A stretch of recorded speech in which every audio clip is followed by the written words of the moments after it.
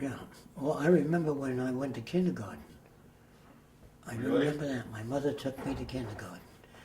PS 205. She took me by the hand. I went to kindergarten, and I walked in there, and I was just looking. I had a little, like the hats you buy now for me. Uh, and I walked in. There was a bunch of kids sitting around, and I had tremendous cheeks.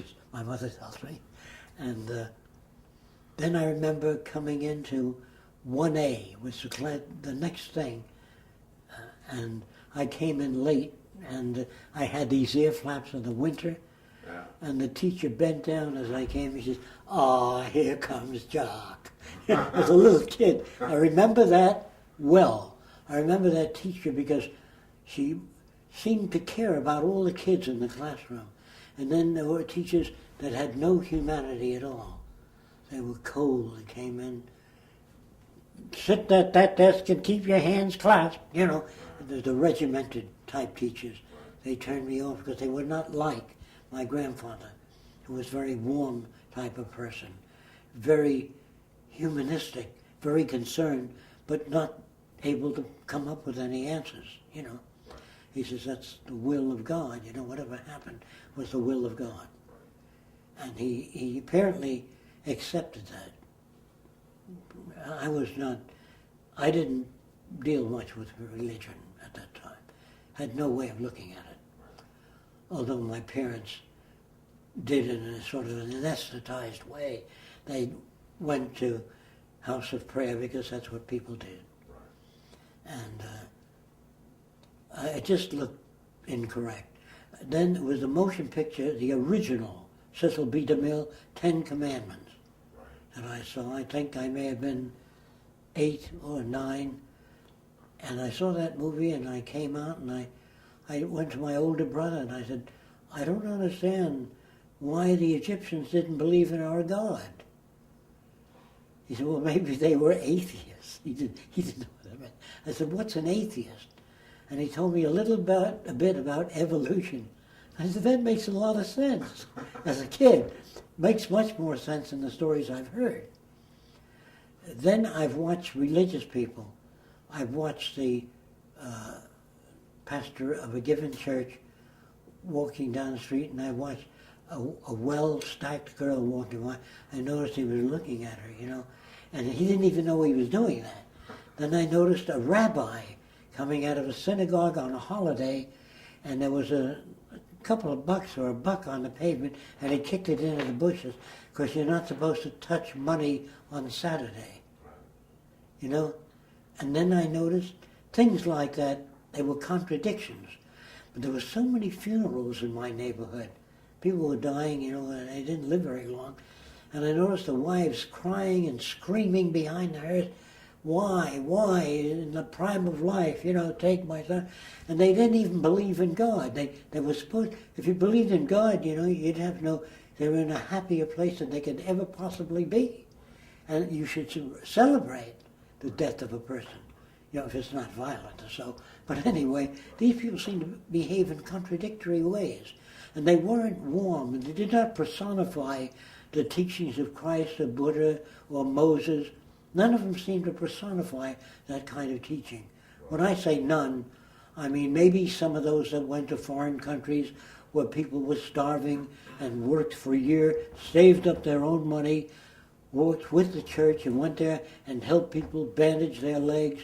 Those were the real religious people to me. The others were like investors.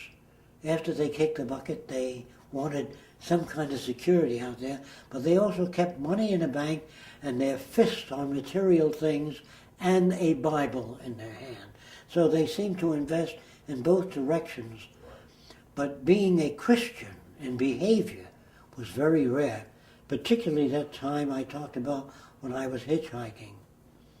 And this woman driving a brand new car, she opened the door part of the way. He says, are you a Christian? Very cold like. And I said, you know, what else? So she says, get in. And I said I hadn't slept for days, and I fell asleep, and she hit me in the ribs hard. She says, you're not sleeping in my car, you are singing all the way to Texas. I said, what do you want me to sing? Jesus loves me, that I know, because the Bible tells me so. That was a strong encounter with, and they called themselves Christians, you know, and she called herself a Christian. And she didn't know how to be a Christian. She didn't have enough depth. She was like a little girl. She was about 50, 60 years old.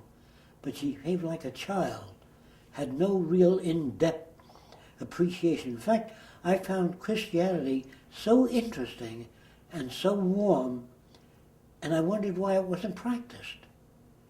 And so then I became interested in social design, because they talked about good and bad people, some are evil, and I saw a movie called The Bad Seed. Did you ever see that? She just saw it the other day for the first time.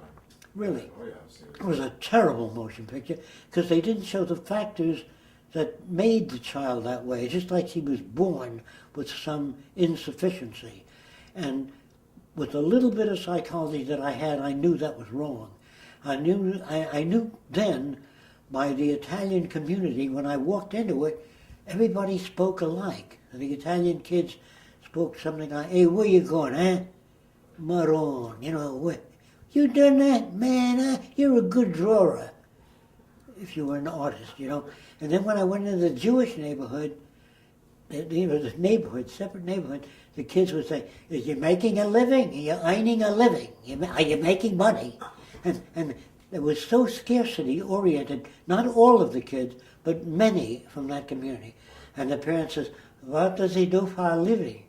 What did he learn in school?" You know, and the Italian family was, "Come on, they eat. It's good for you. Take it to suspenders and put them out, and they eat the good food." You know, and then the Swedes were very cold. The Swedish community didn't show much emotion.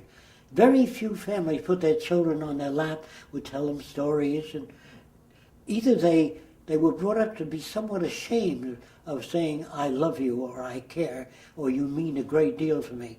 And I noticed all these people seemed to be alike. And the Arab community was, your father, he make living, you know, what he do for a living?